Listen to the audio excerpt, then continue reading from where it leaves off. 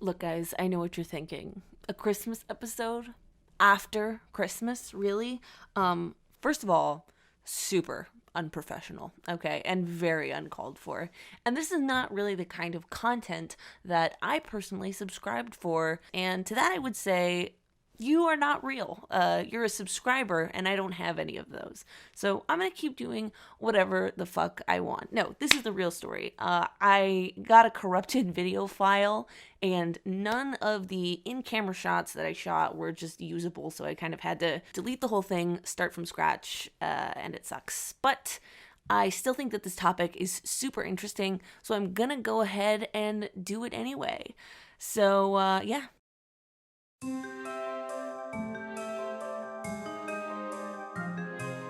It's the season for merry holidays. You got Kwanzaa, you got Hanukkah, you got Christmas, you got the Steam Winter Sale. Are you ready for a miracle? All of this holiday spirit has me in the mood to thinking about holidays in video games. Because unlike their real-life counterparts, which tend to take form through custom and tradition over several years, virtual holidays are designed to serve some kind of purpose. And if they are designed, that means they might be able to teach us something if we examine them closer. Welcome everybody to the Cute Games Club, the show where you can learn something interesting about cute games history, design, and culture in every episode. I'm your host, Terry Ross, and a few hours ago I was whipping together all the expired dairy products in my fridge and some tree bark I found to make a delicious holiday beverage. But now I'm going to talk about holidays in cute video games and what they mean. In the first video of this series, we are covering Natsume's 1996 SNES game, Harvest Moon. When I was looking for holidays in games, my first thought was to explore farming simulators, because they are weirdly a staple of the genre. During a holiday, instead of players doing their regular tasks and farm work, some kind of special event happens where they participate in a unique activity and usually get like an exclusive item. This is a trend that started all the way back with what most people consider the progenitor of farming sims, Harvest Moon. So here's what's interesting, right?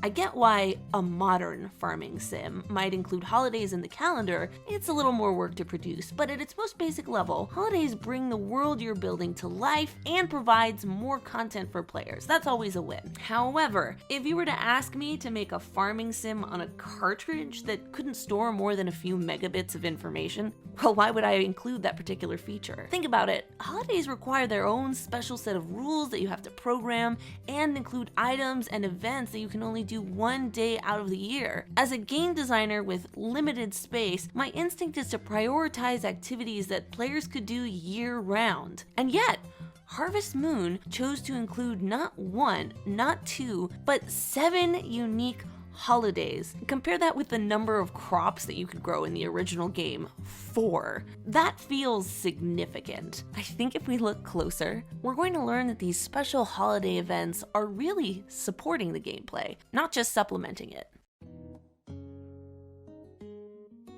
Creator Yasuhiro Wada based Harvest Moon on his rural childhood life and the endlessly circulating time of the seasons. And you can see that in the game. In spring and summer, lots of things grow. In the fall and winter, it's too cold to cultivate, causing you to rely in part on what you'd accomplished earlier in the year. And after New Year's, spring would start, and you'd go through it all over again. There was also the daily cycle, with certain events and people only accessible depending on the time of day or day of the week. I personally enjoy the rhythm of these games, because there's always something I can anticipate even as I do a small task here or there. But if the range of actions I can take day in or day out stays relatively the same, even with the occasional changing of the seasons, I'd probably get bored after a while. So it may be necessary to create some kind of break in the monotony of cyclical gameplay. While Harvest Moon's systems are inspired by the RPG, Wada also said that the earliest games didn't have a very clear given objective. After 2.5 in-game years, you get a different ending depending on what you did, but there weren't any real good or bad endings. Okay, there's one bad ending, but it's impossible to get, and you basically have to be a sociopath to even want to try for it.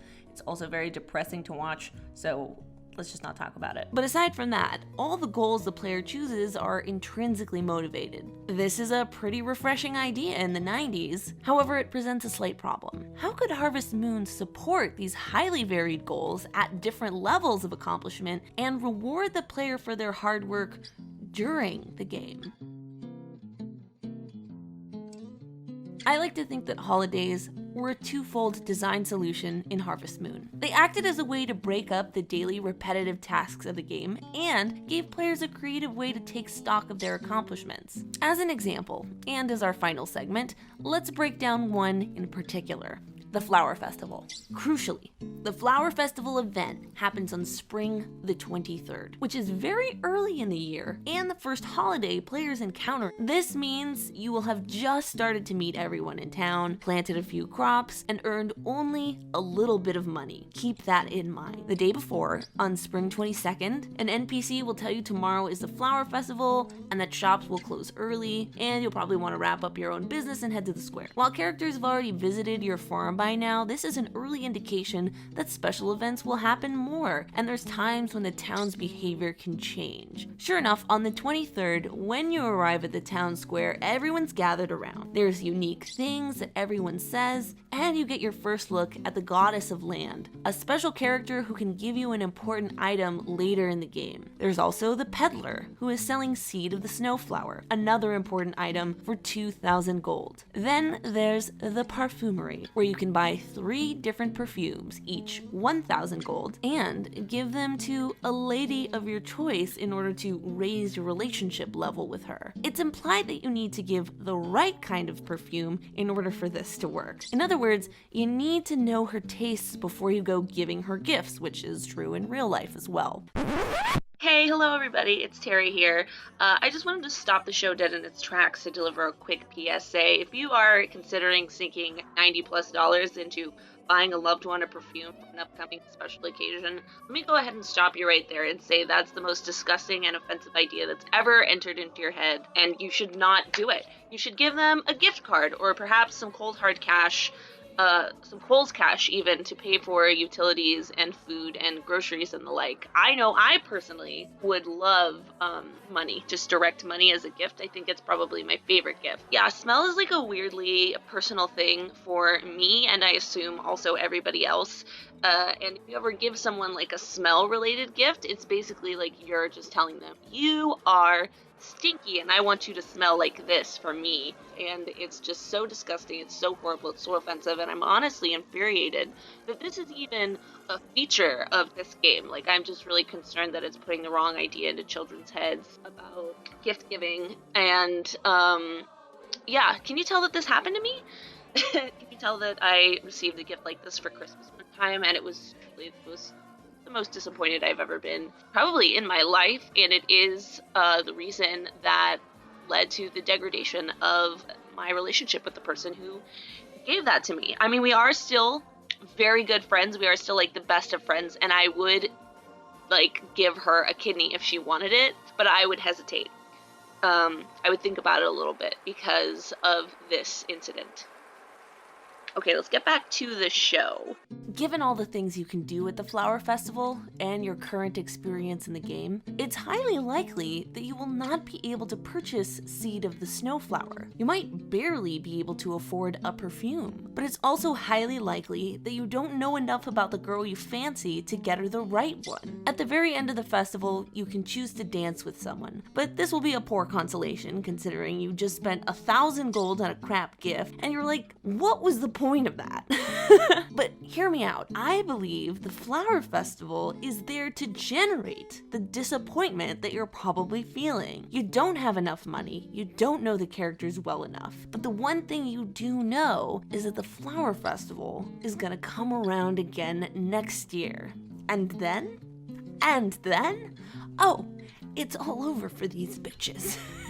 It's a really nice way, in my opinion, of setting up your expectations and giving you a little goal for next year, because by then, you will be more likely to succeed. As I said before, the first Harvest Moon game lasts for 2.5 in-game years, but contemporary farming sims have the capacity to run really as long as you want to keep maintaining them, and that means the need to provide breaks in the monotony of the game's daily rituals and the need for players to measure their accomplishments periodically is stronger than ever. So while at first glance it seems like a bizarre choice to include them, holidays and farming sims are necessary, and they're probably here to stay.